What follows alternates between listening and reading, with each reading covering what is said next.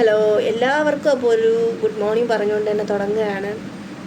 എല്ലാവരും സപ്പോർട്ട് ചെയ്യുന്നുണ്ട്, ഒരുപാട് പേരുടെ പ്രാർത്ഥനയുണ്ട്. ഒരു വീഡിയോ ഇട്ടതാണ് ഇതിനെല്ലാം എനിക്ക് ഒത്തിരി സപ്പോർട്ടും കാര്യങ്ങളും ഒരു മൂല കാരണം.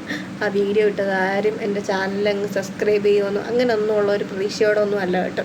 എൻ്റെ സങ്കടം, എൻ്റെ ഉള്ളിൽ വന്ന കാര്യം എനിക്ക് അതിൽ പറയാൻ വേണ്ടി പറയാം. ഞാൻ പറഞ്ഞ ആരോടും പറയാൻ പറ്റാത്തതുകൊണ്ട് പറഞ്ഞു. അങ്ങനെയല്ല, എനിക്ക് എൻ്റെ വീട്ടിൽ പറയാം, എൻ്റെ ഹസ്ബൻഡിൻ്റെ അടുത്ത് പറയാം. പക്ഷെ എന്നെപ്പോലെ ആ ഒരു രീതിയിലുള്ള ഒരു ഇത് അനുഭവിക്കുന്ന ആൾക്കാർ ഇപ്പോഴും ഉണ്ട്. നമ്മുടെ വീഡിയോയുടെ താഴെ വന്നിട്ട് ഒത്തിരി പേര് കമൻറ്റ് ചെയ്യുന്നുണ്ട്, ഇങ്ങനെ അനുഭവിച്ചിട്ടുള്ളവരുണ്ട്.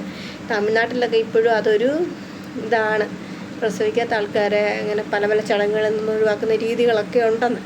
അപ്പോൾ ഞാൻ പറയാൻ വന്നതല്ല, നമ്മൾ കൃപാസനം എന്ന് പറഞ്ഞൊരു പള്ളിയെക്കുറിച്ച് ഒരുപാട് പേര് എന്നോട് പറഞ്ഞു. അപ്പോൾ സത്യം പറഞ്ഞാൽ ഞാനൊരു കാര്യം പറയാമല്ലോ, ഞാൻ ആദ്യം ഈ കൃപാസനത്തെക്കുറിച്ച് കേട്ടിട്ടുണ്ട്. ഒരു മനസ്സ് തുറന്ന് ഞാൻ സംസാരിക്കുകയാണ് ഇവിടെ.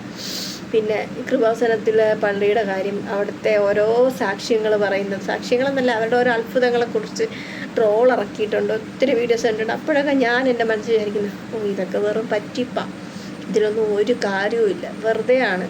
പിന്നെ എന്തുവാണ് ഇങ്ങനെ ഇപ്പം ജ്യോത്സ്യന്മാരെ നമ്മൾ ചെയ്യത്തില്ല. എന്നാൽ പിന്നെ എൻ്റെ അച്ഛനൊക്കെ പറയാറുണ്ട്, ഇപ്പം ഒരു ജ്യോത്സ്യൻ്റെ അടുത്ത് പോയി ഒരു കാര്യം നടക്കുമെന്ന് പറഞ്ഞാൽ ഒരു ലോട്ടറി എടുത്തുകൊണ്ട് കൊടുത്ത് എന്നാൽ ആ ജ്യോത്സ്യനെ ലോട്ടറി അടുപ്പിച്ച് കഴിഞ്ഞാൽ വിശ്വസിക്കാമെന്ന് പറയും. അതുപോലെ ഞാൻ പറഞ്ഞിട്ട്, എന്നാൽ പിന്നെ കൃപാസന മാതാവിന് ഈ ലോകത്ത് എത്രയോ ആൾക്കാരുണ്ട് കടബാധ്യതകളും ഇതുമായിട്ട് കഷ്ടപ്പെടുന്ന, അല്ലെങ്കിൽ എന്തെല്ലാം കഷ്ടതകളും, അവരെയൊക്കെ അങ്ങ് രക്ഷിച്ചാൽ പോരെ എന്നൊക്കെ ഞാൻ എൻ്റെ മനസ്സിൽ വിചാരിച്ചിട്ടുണ്ട്. പക്ഷേ അതൊന്നും അല്ല, ആരും വിളിക്കുന്നില്ല. വിളിക്കുന്നിടത്തല്ലേ നമുക്ക് ചെല്ലാൻ പറ്റുമോ? അല്ലേ? ഇപ്പം ഞാൻ എൻ്റെ കാര്യം പറഞ്ഞ പോലെ എന്നെ ആ ഒരു സ്ഥലത്ത്, എന്നെ ആ ഒരു ഫംഗ്ഷന് വിളിച്ചാൽ മാത്രമേ എനിക്ക് പോകാൻ പറ്റത്തുള്ളൂ.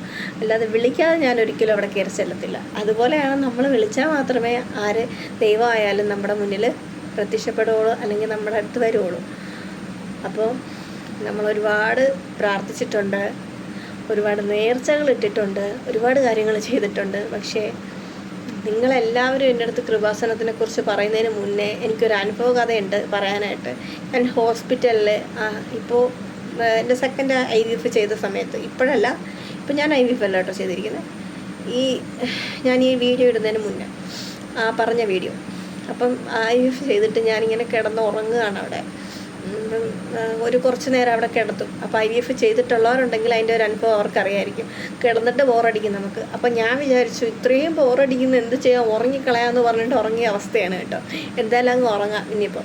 അങ്ങനെ ഉറങ്ങി ഒരു കുറച്ച് നേരം ഒന്ന് കണ്ണടച്ച് വന്നപ്പോഴത്തേക്ക് ഞാൻ കേൾക്കുന്നത് കൃപാസനത്തെക്കുറിച്ചും കൃപാസന മാതാവിനെക്കുറിച്ചുമാണ് കേൾക്കുന്നത്.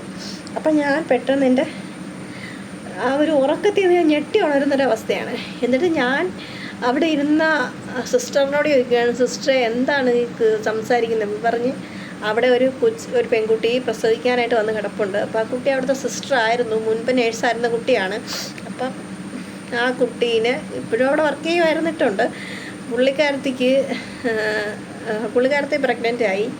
ഒരു 24 വീക്ക് ആയപ്പോഴത്തേക്കും അവരുടെ മൊത്തത്തിൽ അവർക്ക് ഒരു പണി കിട്ടി. അതായത് ഫ്ലൂയിഡൊക്കെ പോയി, സെർവിക്സൊക്കെ വലുതായി, അങ്ങനെ എന്തോ സംഭവങ്ങളൊക്കെ ഉണ്ട്. എനിക്ക് അതിനെക്കുറിച്ച് ഡീറ്റെയിൽ ആയിട്ട് അറിയത്തില്ല. എന്തായാലും ആ കുട്ടിക്ക് അബോർഷൻ അല്ലെങ്കിൽ അത് വേണ്ടാന്ന് വെക്കേണ്ട ഒരവസ്ഥയാണ്. എന്തായാലും കുട്ടിയുടെ അമ്മയുടെ ആരോഗ്യം വളരെ ഗുരുതരമായി ബാധിക്കുന്ന ഒരു സിറ്റുവേഷനിലൂടെ കടന്നു പോവുകയാണ് അവർ. അപ്പം ഞാൻ കാണിക്കുന്ന ഡോക്ടറാണ് കാര്യം, അവിടെ വർക്ക് ചെയ്ത നേഴ്സാണ്. അപ്പം ആ കുട്ടിയും മെഡിസിൻ ഫീൽഡിൽ, ആ കൊച്ചിനും ഇതിനെക്കുറിച്ചൊക്കെ കുറേ കാര്യങ്ങൾ അറിയാമെന്നുള്ളൊരു കുട്ടിയായിരിക്കുമല്ലോ. ഇങ്ങനെ ഇവിടും ഡോക്ടറെ അടുത്ത് സംസാരിക്കുന്നു. അപ്പോൾ ഡോക്ടർ പറഞ്ഞു, ഇതിലൊരു രക്ഷയില്ല. എൻ്റെ പേര് ഞാൻ മറന്നുപോയി കേട്ടോ, കുട്ടിയുടെ ശ്രുതി എന്നങ്ങാണ്ടാണ്. പക്ഷേ അവർ ക്രിസ്ത്യൻസാണ്. അപ്പോൾ അവളുടെ അമ്മയും മദർ ഇൻ ലോയും കൂടി അവർ രണ്ടുപേരും കൂടെ ചേർന്ന് അവളെ കൃപാസനത്തിൽ അവളെ കൊണ്ടുപോയില്ലെന്ന് തോന്നുന്നു. അവർ കൃപാസനത്തിൽ പോയി ഒരു ഉടമ്പടി എടുത്ത് കഴിഞ്ഞ് തിരിച്ച് വന്ന് അവിടെ നിന്ന് കുറച്ച് സംഭവങ്ങളൊക്കെ കൊടുക്കുമല്ലോ, ഉടമ്പടി തൈലം ഉപ്പൊക്കെ കിട്ടുമല്ലോ, ഇതുമായിട്ടൊക്കെ വന്ന് അവർ പ്രാർത്ഥിച്ചു. എന്നാലും അവൾ 9 മാസം തികച്ചു ഒരു മോക്ക് ജന്മം കൊടുത്തു. ഒരു സുന്ദരിയായ മോളായിരിക്കാം, എന്നുവെച്ചാൽ എങ്ങനെയിരുന്നാലും സുന്ദരികളാണല്ലോ കുട്ടികൾ. അങ്ങനെ ഒരു കുഞ്ഞിന് ജന്മം കൊടുത്തു.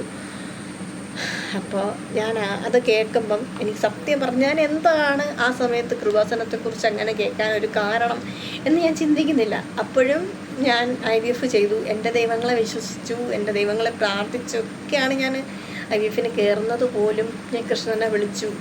പിന്നെ ഞാൻ അത് കഴിഞ്ഞിട്ട് ഞാൻ ഒരുപാട് പ്രാർത്ഥനകൾ എപ്പോഴും ഇങ്ങനെ പ്രാർത്ഥിച്ചുകൊണ്ട് നടക്കുക. ടെൻഷൻ ഒരുപാടുണ്ട്.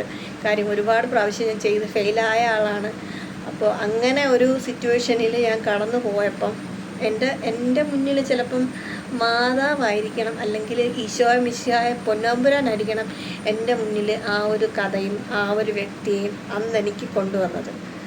എന്നിട്ട് ഞാൻ സത്യം പറഞ്ഞാൽ അതിലൊന്നും വലിയ കാര്യമായിട്ട് എടുത്തില്ല കേട്ടോ. ആ ഒരു സംഭവം നടന്നു, ഞാൻ വിട്ടു. ഇത് കഴിഞ്ഞ് ഒരു ദിവസം ഞാനിങ്ങനെ ഇവിടെ ഇരിക്കുമ്പോൾ എൻ്റെ മദറിൻലോ എന്നോട് ചോദിക്കുവാണ്. കാര്യം 9 വർഷം എന്ന് പറഞ്ഞാൽ വളരെ ഒരു ലോങ് ഇയറാണ് എല്ലാവരെയും സംബന്ധിച്ച്. ഈ 9 വർഷത്തിനിടയ്ക്ക് ഞാൻ ഒരു 4-5 തവണ പ്രഗ്നൻ്റ് ആയിട്ടുണ്ട്. ഗർഭിണിയായി അബോർഷനായി പോകുന്നൊരവസ്ഥയാണ്. അപ്പം ഇതൊന്നും എൻ്റെ മദറിൻലോ എന്ന് പറഞ്ഞ വ്യക്തിക്ക് അറിയത്തില്ല എന്ന് പറഞ്ഞാൽ അതിൻ്റെ കൂടുതൽ ഡീറ്റെയിൽ ഒന്നും എനിക്കറിയത്തില്ല. ഞാൻ പ്രഗ്നൻ്റ് ആണെന്ന് പറഞ്ഞിട്ടുണ്ട്. പിന്നെ ഈ പറഞ്ഞ പോലെ ഞാൻ ഹോസ്പിറ്റലിൽ പോവും. പിന്നെ അത് കഴിഞ്ഞിട്ട് എൻ്റെ ഹസ്ബൻഡിന് 2 തവണ വയ്യാതായി. ഇതിന് മുന്നേ എൻ്റെ നാത്തൂന് പ്രഗ്നൻ്റ് ആയ സമയത്ത് ഞങ്ങൾ ഹോസ്പിറ്റലിൽ കൊണ്ടുപോകാനായാലും പ്രസവം കഴിഞ്ഞിട്ടായാലും പ്രസവത്തിൻ്റെ അന്ന് പോലും ഞങ്ങൾ അവരുടെ കൂടെ നിന്നു. ഒരുപാട് കാര്യങ്ങൾ ചെയ്യാനും ഒക്കെ ഞങ്ങളായിരുന്നു ഉണ്ടായിരുന്നു. കാര്യം അമ്മയ്ക്ക് സുഖമില്ലാത്ത ആളാണ്. അപ്പോൾ അമ്മയും കൊണ്ട് യാത്രയും കാര്യങ്ങളൊക്കെ ബുദ്ധിമുട്ടാണ് നോക്കാനും എടുക്കാനും ഒക്കെ. അപ്പം ഒരു ഒറ്റപ്പെട്ട ഒരവസ്ഥയിൽ ഞങ്ങളായിരുന്നു അവരുടെ താങ്ങും തണലുമായിട്ട്. അപ്പോൾ അങ്ങനെ കുറേ കാര്യങ്ങളിലൂടെ ഞങ്ങൾ കടന്നുപോയി. പിന്നെ ഇതിനിടയ്ക്ക് ഇവിടുത്തെ അമ്മയുടെ ബ്രദർ വന്നു. പുള്ളിക്ക് അസുഖമായിരുന്നു. അമൃത ഹോസ്പിറ്റലിൽ കാണിച്ചു. ലണ്ടനിലായിരുന്നു. ലണ്ടനിൽ പോയിട്ട് വീണ്ടും തിരിച്ചു വന്നു. ഇവിടെ കാണിക്കുള്ളൂ എന്ന് പറഞ്ഞിട്ട് തിരിച്ചു വന്നു. അങ്ങനെ അങ്കിള് ഇവിടെ കാണിച്ചു. അങ്കിളിൻ്റെ ക്യാൻസർ ആയിരുന്നു കേട്ടോ. അതെല്ലാം കഴിഞ്ഞു. അങ്കിള് പോയി. അങ്കിള് വീണ്ടും തിരിച്ചു വന്നു. അങ്ങനെ ഇവിടെ ഉണ്ട്. അതുകൊണ്ട് ഞങ്ങൾക്ക് ഹോസ്പിറ്റലിലൊക്കെ പോകാനായിട്ടൊരു ഇതുണ്ട്, ഒരു കൂട്ടുണ്ട് അമ്മയ്ക്ക്. അങ്ങനത്തെ ഒരു സിറ്റുവേഷനിലാണ് ഞാനിങ്ങനെ കടന്നു പോയത്. ആ ഒരു സിറ്റുവേഷനിൽ കൂടെ കടന്നു പോയ സമയത്തും എനിക്ക് ഹോസ്പിറ്റലിൽ പോകാൻ പറ്റാത്ത എന്തുകൊണ്ടാണെന്നോ അല്ലെങ്കിൽ ഒന്നും ചിന്തിച്ചിട്ടില്ല. പലപ്പോഴും ഞങ്ങൾ പോകാറങ്ങുമ്പോൾ പോലും ഈ അമ്മ പറയും, അങ്ങനെ ഇങ്ങനെ ഓരോ കാര്യങ്ങൾ നമ്മളടുത്ത് പറയും. എന്നുവെച്ചാൽ താല്പര്യക്കുറവ് പോലെയാണ് എനിക്ക് ഫീൽ ചെയ്തിട്ടുള്ളത്. അപ്പോഴൊക്കെ ഒരുപാട് വിഷമങ്ങൾ തോന്നിയിട്ടുണ്ട്. അപ്പോൾ അവരെന്നോട് ചോദിച്ചു, ഈ 9 വർഷം നിങ്ങൾ എന്ത് ചെയ്യുമായിരുന്നു എന്നൊരു ക്വസ്റ്റ്യൻ വന്നു. അപ്പോൾ എനിക്ക് അതിനൊരു മറുപടി കൊടുക്കണം എന്നുണ്ട്. പക്ഷേ എനിക്ക് മറുപടി കൊടുക്കാൻ പറ്റില്ല. ഞാൻ 9 വർഷം ഞാൻ പറഞ്ഞു, ഞാൻ നിങ്ങളുടെ മോളുടെ പിറക്കെ പോയിട്ടുണ്ട്, മോൻ്റെ പിറക്കെ പോയിട്ടുണ്ട് വയ്യാതായപ്പോഴേ. പിന്നെ മാമന് സുഖമില്ലാതായപ്പം അവരുടെ കാര്യങ്ങൾ നോക്കി, എല്ലാവരുടെയും കാര്യങ്ങൾ നോക്കാൻ ഞാനുണ്ടായിരുന്നു. പക്ഷേ ഞാൻ എൻ്റെ വീഴ്ചയിൽ, അതായത് ഞാൻ പ്രഗ്നൻ്റ് ആയിട്ട് അബോർഷനായപ്പോഴോ അല്ലെങ്കിൽ ഞാൻ IVF ചെയ്ത് ഫെയിലിയർ ആയപ്പോഴോ എന്നെ സപ്പോർട്ട് ചെയ്യാനോ അല്ലെങ്കിൽ എൻ്റെ അടുത്ത് സാരമില്ലടി അടുത്ത പ്രാവശ്യം ശരിയാവുമെന്ന് പറയാൻ എൻ്റെ ഹസ്ബൻഡ് എൻ്റെ അച്ഛനും അമ്മയും അല്ലാണ്ട് എനിക്കൊരാൾ ഇല്ലായിരുന്നു എന്ന് എനിക്ക് മനസ്സ് തുറന്ന് പറയാൻ പറ്റും. കാര്യം ആരും എന്നോട് സമാധാനിപ്പിക്കാനോ സാന്ത്വനിപ്പിക്കാനോ വന്നിട്ടില്ല. അപ്പം അന്ന് രാത്രി ഞാൻ പോയി കിടക്കുമ്പോൾ, കണ്ണടച്ച് കിടക്കുമ്പോൾ എൻ്റെ മനസ്സിൽ ഓടി വന്നത് മാതാവിൻ്റെ രൂപമാണ്. സത്യം പറഞ്ഞാൽ ഞങ്ങളെ വീടിൻ്റെ ഫ്രണ്ടിൽ തൊട്ട് ചേർന്ന് ഞങ്ങളെ വീട് ഇങ്ങനെ കാവും വീടുമായിട്ടിരിക്കുന്ന ആൾക്കാരാണ്. പക്ഷേ എന്നിട്ട് പോലെ എൻ്റെ മനസ്സിൽ എന്താ മാതാവിൻ്റെ രൂപം വന്നതെന്ന് ചോദിച്ചാൽ എനിക്കറിയത്തില്ല. അത് കഴിഞ്ഞിട്ടാണ് എനിക്ക് വീഡിയോ ഇടേണ്ടി വന്നതും. ഇതിൻ്റെ പുറകിനാണ് കൃപാസനത്തെക്കുറിച്ച് കേട്ടത് എല്ലാം. അതിൻ്റെ ഒരു ബാക്കി ഭാഗം എന്നോണം ഞാൻ അതിനെക്കുറിച്ച് കൂടുതൽ അറിയാൻ നോക്കി, കൃപാസനത്തെക്കുറിച്ച് അറിയാൻ നോക്കി. പക്ഷേ ഞാൻ പള്ളിയിൽ പോയിട്ടുണ്ട്, ബൈബിള് വായിക്കാറുണ്ട്. കാര്യം ഞങ്ങളെ വീട്ടിൽ അങ്ങനത്തെ ഒരിതില്ല. ഞങ്ങൾ ശ്രീനാരായണ ഗുരുവിൻ്റെ പരമ്പരയിൽപ്പെട്ട ആൾക്കാരാണ്. അതായത് ഗുരുവിൻ്റെ ശേഷകാരൻ്റെ മകൻ്റെ മകളാണ് ഞാൻ. അതായത് എൻ്റെ അച്ചമ്മ എന്ന് പറഞ്ഞ ആളിന് പേരൊക്കെ ഇട്ടത് ശ്രീനാരായണ ഗുരുവാണ്. സുശീല എന്നാണ് പേരൊക്കെ ഇട്ടത് ഗുരുവാണ്, എഴുത്തിരുത്തിയത് ഗുരുവാണ്. അപ്പം അങ്ങനെയൊക്കെ ഉള്ള ഒരിതുണ്ട്. അപ്പം ഞങ്ങൾക്ക് ഒരു ജാതി, ഒരു മതം, ഒരു ദൈവം, ആ ഒരു രീതിയാണ്. ഞാൻ എപ്പോഴും അങ്ങനെയാണ് കേട്ടോ. ഞാൻ പള്ളിയിൽ പോകാറുണ്ട്, പത്മനാഭസ്വാമി ക്ഷേത്രത്തിൽ പോകാറുണ്ട്. വരുമ്പോൾ സത്യം പറഞ്ഞാൽ അറിയാതെങ്കിലും മുസ്ലിം പള്ളിയിൽ ഇവിടെ എത്തുമ്പോഴും പ്രാർത്ഥിച്ചിട്ടുണ്ട്, പറയാതിരിക്കാൻ പറ്റുന്നത്. അതുമാത്രമല്ല, പാളയത്ത് മുസ്ലിം പള്ളിയും ഗണപതി അമ്പലവും തൊട്ടടുത്തടുത്താണ് ഇരിക്കുന്നത്. അപ്പം എനിക്കങ്ങനെ ഒരു ഇത് തോന്നിയിട്ടില്ല, ആരുടെ അടുത്തും ഒരു വ്യത്യാസം തോന്നിയിട്ടില്ല. അവർ മുസ്ലിങ്ങളാണ്, അല്ലെങ്കിൽ ഈ മുസ്ലിങ്ങളെല്ലാം ഈ ഇതുണ്ടാക്കും, എന്താണ് അവരെല്ലാം മതഭ്രാന്താണ്, അങ്ങനത്തെ ഒരു ഇതുണ്ടാക്കിയിട്ടില്ല. എന്നാൽ ഹിന്ദുക്കൾ അങ്ങനെയല്ലേ ആണ്, അവരിലും ഉണ്ട്. ഈ BJP എന്നും പറഞ്ഞ് കൊടിയും പിടിച്ച് കിടക്കുന്ന ആൾക്കാരിൽ എന്നുവെച്ചാൽ ഞാൻ അങ്ങനെ കുറ്റം പറയുന്നെന്ന് പറഞ്ഞാൽ ആരും എന്നെ ആക്രമിക്കാൻ വരരുത് കേട്ടോ. ഒട്ടുമുക്കാൽ പേരും ചിലപ്പോൾ മുസ്ലിങ്ങളെ ഇഷ്ടമില്ലാത്തവരായിരിക്കും, എനിക്കറിയാവുന്നവരുണ്ട്, അതുകൊണ്ട് പറയാം. അപ്പോൾ എന്തായാലും അവരുടെ എല്ലാ മാതാവിൻ്റെ ഒരു അനുഗ്രഹമാണോ എന്താണെന്ന് അറിയത്തില്ല. ഞാൻ എന്തായാലും ആദ്യം ക്യാൻഡിൽ ലൈറ്റ് പ്രയറിന് രജിസ്റ്റർ ചെയ്തു. എങ്ങനെ എന്താണെന്നൊന്നും അറിയത്തില്ല.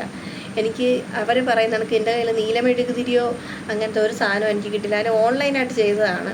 ഞാൻ എൻ്റെ കയ്യിലുള്ളത് ഈ ഒരു വെള്ളം മെഴുകുതിരി. ഇതിപ്പം പ്രാർത്ഥിച്ച് ഇതിലെത്തിയതാട്ടോ ഈ മെഴുകുതിരിയും ആണ് എൻ്റെ കയ്യിലുള്ളത്. പിന്നെ മാതാവ്, ഇത്രയും വെച്ചിട്ട് ഞാൻ പ്രാർത്ഥിക്കും. എല്ലാ ദിവസവും പ്രാർത്ഥിക്കാറുണ്ട്. പ്രാർത്ഥിക്കുന്ന സമയവും കാര്യങ്ങളൊക്കെ അതിൽ വിശ്വസിക്കുന്ന ആൾക്കാർക്കറിയാം. ഞാൻ ഇനി അതിനെക്കുറിച്ച് കൂടുതലൊന്നും പറയുന്നില്ല. കാര്യം എൻ്റെ വീഡിയോ എനിക്കറിയാമെന്നുള്ള ഒരുപാട് പേര് ചിലപ്പോൾ കാണുന്നുണ്ടാവും. അവർക്കെല്ലാം ചിലപ്പം ഇതങ്ങോട്ട് ദഹിക്കണം എന്നില്ല. പക്ഷേ എൻ്റെ വിശ്വാസം എന്ന് പറഞ്ഞാൽ എനിക്ക് വിശ്വാസമുണ്ട്. അല്ലെങ്കിൽ പിന്നെ എന്തിന് എന്നെ മാതാവ് അല്ലെങ്കിൽ എന്നെ ഈ കാര്യങ്ങളെ എന്നെ കേൾപ്പിക്കുന്നു അല്ലെങ്കിൽ എന്നെ അറിയിക്കുന്നു? കാര്യം അങ്ങനെ ചെയ്യേണ്ട കാര്യമില്ല. കാര്യം ഒരുപാട് പേര് വന്ന് എന്നോട് ഇതിനെക്കുറിച്ച് മുമ്പും പറഞ്ഞിട്ടുണ്ട്. പക്ഷേ ഞാൻ നിരസിച്ചു, കളിയാക്കി, ഒരുപാട് കാര്യങ്ങൾ ചെയ്തു. പക്ഷേ ഇപ്പം എൻ്റെ മാതാവിനെ വിശ്വസിക്കുന്നുണ്ട്. കാര്യം ഞാൻ ഇന്നലെ ഈ ക്യാൻഡിൽ ലൈറ്റ് പ്രാർത്ഥന അല്ലാണ്ട് അവിടുത്തെ മെയിനായിട്ടുള്ളൊരു സംഗതി ഉണ്ട്. അതേ രീതിയിൽ വിശ്വസിക്കുന്നവർക്കറിയാം. ഞാനത് ഓപ്പണായിട്ട് പറയാത്തതാണ്. തൽക്കാലം ഇത് കിട്ടിക്കഴിയുമ്പോൾ ഞാൻ അതിനെക്കുറിച്ചെല്ലാം തുറന്ന് ഞാൻ പറയും. അന്ന് ഞാൻ എല്ലാ കാര്യങ്ങളും ഓപ്പണാക്കും. അപ്പോൾ ഞാനങ്ങനെ അത് എടുത്തിട്ടുണ്ട്. അപ്പോൾ ഇന്നലെയാണ് ഞാൻ അതിന് വേണ്ടിയിട്ടൊരു ശ്രമമൊക്കെ നടത്തിയത്. എന്തായാലും ഇനി എനിക്ക് കൂടുതൽ അതിനെക്കുറിച്ച് അറിയത്തില്ല. ആർക്കെങ്കിലും അറിയാമെന്നുണ്ടെങ്കിൽ നിങ്ങളെനിക്ക് കമൻറ്റ് ബോക്സിൽ മെസ്സേജ് ഇടുമോ എന്തെങ്കിലും ഒന്ന് ചെയ്യണം കേട്ടോ. കാര്യം നമ്മൾ അത് ചെയ്ത് കഴിഞ്ഞിട്ട് പിന്നെ നമ്മൾ എന്തൊക്കെ ചെയ്യണം. അപ്പം ഞാൻ ഉപവസിക്കണം എന്ന് പറഞ്ഞൊരു കാര്യത്തെക്കുറിച്ച് കേട്ടു. അപ്പം എനിക്കറിയാമെന്നുള്ള ഒരു വിശ്വാസി ഒരാളുണ്ട്, പ്രായമുള്ള ആളാണ്. അപ്പോൾ ആളോട് ചോദിച്ചപ്പോൾ എന്നോട് പറഞ്ഞു അതില്ല, ഗുളികയൊക്കെ ടാബ്ലറ്റൊക്കെ എടുക്കുന്നവരാണ്, ട്രീറ്റ്മെൻറ്റിനൊക്കെ പോകുന്നവരാണ്, അങ്ങനെ ചെയ്യേണ്ട കാര്യമില്ല എന്ന് പറഞ്ഞു.